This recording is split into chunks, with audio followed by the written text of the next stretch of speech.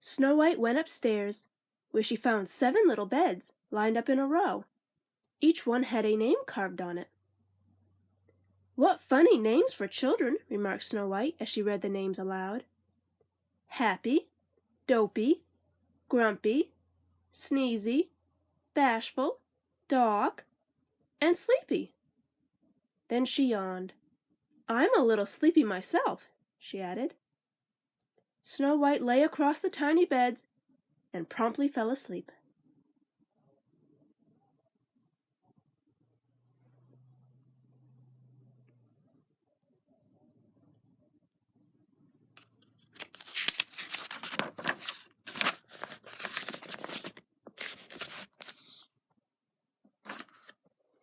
Meanwhile, 7 little men were hurrying home from a hard day's work in the diamond mine. They didn't know it, but they had a surprise waiting for them. For these were the 7 dwarfs who lived in the cottage where Snow White lay sleeping.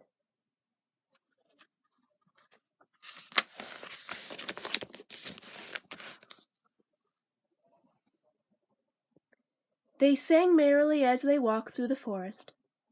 Doc led the way with a lantern. Behind him were Grumpy, Happy, Sleepy, Sneezy, Bashful, and last of all, Dopey.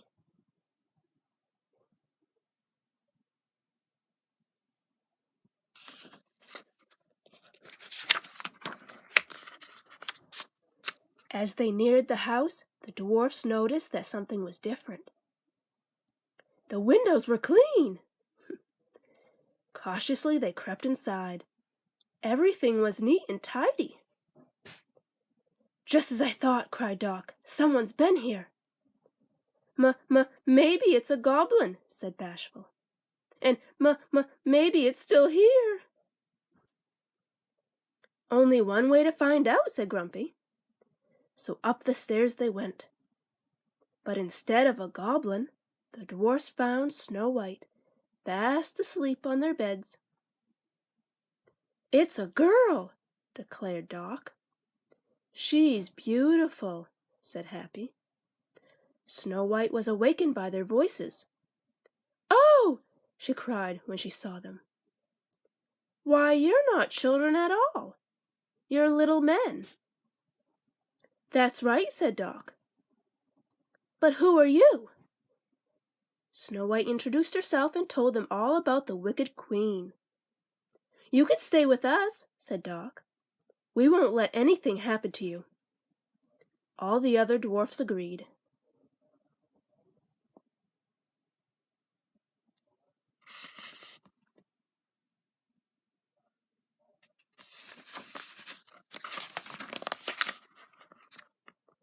Back at the castle, the queen once again consulted her magic mirror. "Mirror, mirror on the wall, who is the fairest one of all?"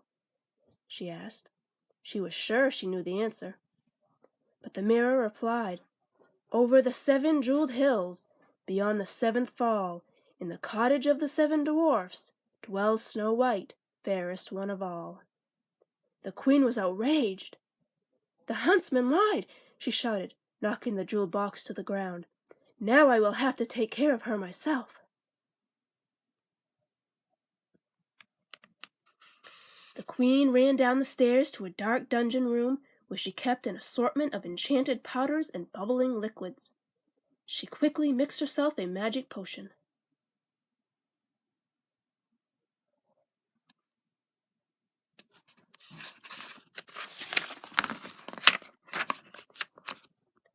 When she drank the potion, she instantly turned into an ugly old woman. Then she cast a magic spell over a luscious red apple. "One bite of this poison apple and Snow White will sleep forever," she cackled with glee.